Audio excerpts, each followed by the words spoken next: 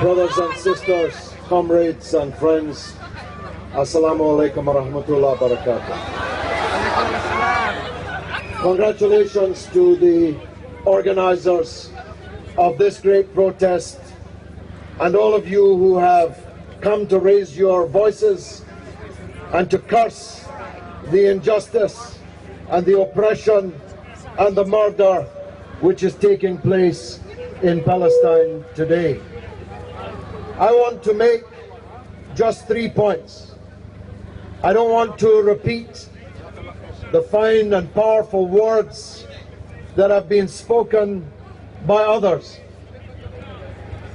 I want to raise 3 points which I haven't heard made yet. The first is this: Chris Nineham powerfully and carefully made the point that the British government has the blood of the more than 100 Palestinians killed just this week, more than 25 of them children. The British government has that blood on their hands. But I want to make a wider point. The entire British political class has that blood on their hands. Where is Ed, I am a Zionist Miliband whilst all this murder is going on? Not a single word of condemnation has come from him. And you have to know that there's a general election coming soon.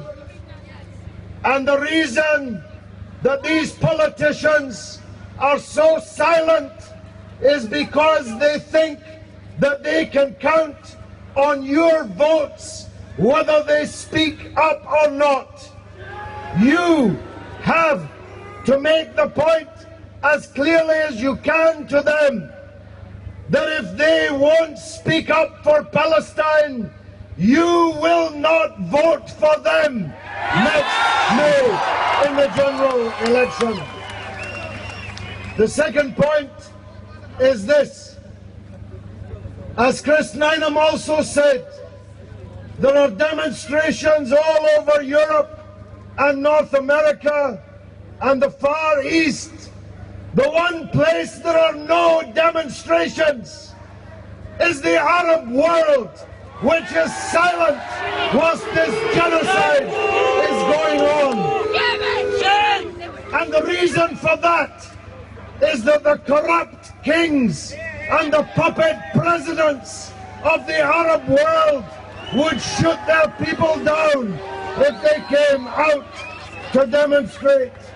And there will be no freedom for Palestine until these rotten dictatorships are swept away by their people. And may God bless those who are planning to do so. And the third and last point is this: it is torture for all of us to watch what's going on. But even worse is to hear how the British media presents in such a distorted, lying, twisted way what's happening. Israelis are killed, Palestinians merely die. Israel is bombing militants. Israel is rocketing the bases of militants. We know the truth. And of all the British media, the one which is simply intolerable to take is the Bush and Blair Corporation, formerly known as the BBC. So I want to say something here. It's up to each and all of you whether you follow me on this or not. I refuse to pay a compulsory license fee to the BBC to lie to the British people. And so, from this moment on. I will not pay that license fee.